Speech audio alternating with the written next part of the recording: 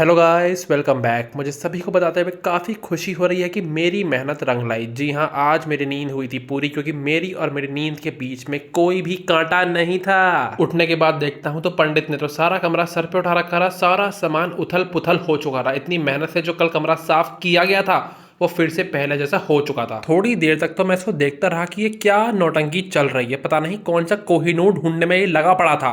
फिर पता चलता है ये तो ऑल आउट की रीफिल ढूंढ रहा था। उसके बाद नीचे आता हूँ तो देखता हूँ कि पंडित जी ने हमारे पता नहीं क्या बाइक के साथ छेड़खानी करी थी। उसके तो सारे ताले जाम हो गए थे, कुछ भी पल्ले नहीं पड़ रहा था कि कहाँ से बाइक स्टार्ट होगी और कहाँ से बंद होगी।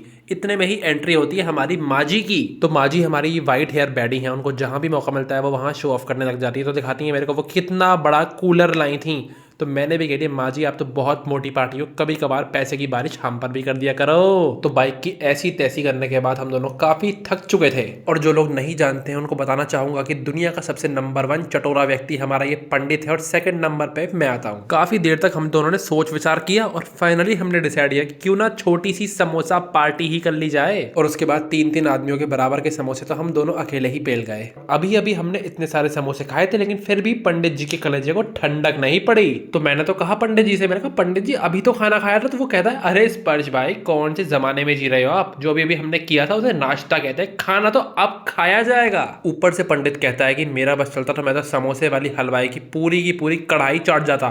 तो ये 3-4 समोसे किस खेत की मूली हैं। तो स्पर्श भाई अपना मुंह कम चलाओ और हाथ तेज तेज चलाओ और मेरे लिए जल्दी से कुछ खाने को बनाओ। तो मैंने कहा बताओ भाई साहब, पंडित तुम तो बहुत डेंजर आदमी हो। तो 1 महीने का राशन एक दिन में तोड़ने के बाद पंडित तो निकल लिया, मेरे से कहने लगा मैं तो जा रहा हूँ अपने ग्राउंड पे प्रैक्टिस करने। इतने में ही मेरे घर से फोन आता है कि स्पर्श बच्चा बहुत छुट्टी मना ली, बहुत मस्ती खोरी हो गई, चुपचाप अब अपने घर आ जाओ। तो कमरे को अलविदा कहने से पहले मैंने अपने लिए बनाई एक कड़क सी चाय। फिर अपना बोरिया बिस्तरा बांध के जब मैं नीचे आया तो मैंने माँ जी से कहा, माँ जी अगली बार आऊंगा ना तो बेसन के लड्डू रेडी रखना, खा के ही मानूंगा। ये सुनते ही माँ जी कहती है, बेटा कोई दिक्कत नहीं है, तू अपने घर पे रह आराम से, गलती से भी यहाँ का रास्ता भूल कर मत आ जाइयो। हंसी मजाक करने के बाद मैं भागता दौड़ता गिरता पड़ता हुआ पहुंच गया था मेट्रो स्टेशन। वो तो आज भगवान थोड़े से रिलैक्स मोड में थे, उन्होंने सोचा काफी दिन हो गए इसकी ऐसी तैसी मारते हुए, तो मेरे को मेट्रो में जाते ही सीट भी मिल गई थी। फिर मैं भागता हुआ ड्राइवर के पास गया और मैंने कहा, भैया सर इसकी थोड़ी रफ्तार बढ़ाओ, तेज चलाओ।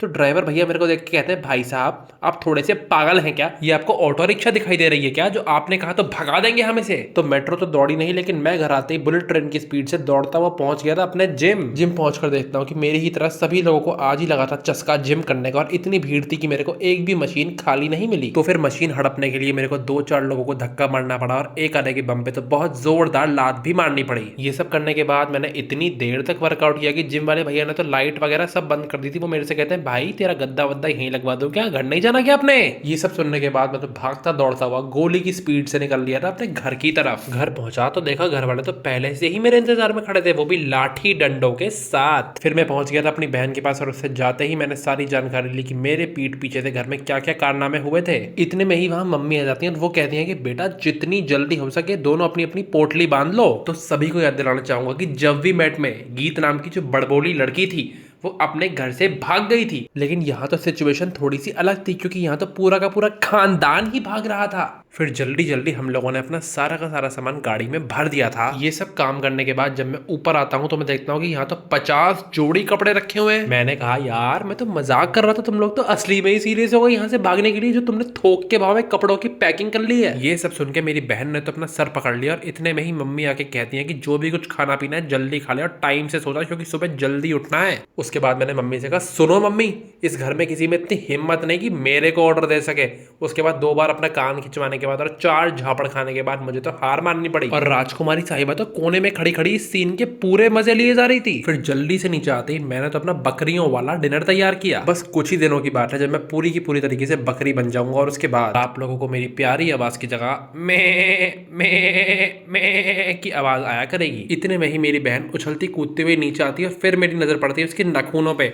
मैंने कहा वाओ, बिल्कुल ऐसा लग रहा है तुम किसी नाटक कंपनी में जाकर डायन के रोल के लिए ऑडिशन करने वाली हो। फिर वो कहती है, भैया कौन से जमाने में जी रही हो, आपको ना फैशन का फ भी नहीं पता है। ये सब सुन के मेरा तो दिमाग चकरा गया था, लेकिन मेरी हिम्मत देखो, मेरे को सुबह 4 बजे उठना है और अभी रात के 1 बज रहे हैं और अभी तक मैं ब्लॉग की एडिटिंग में लगा पड़ा हूँ। तो बस इसी के साथ टाटा बाय बाय, मिलता हूँ कल सुबह।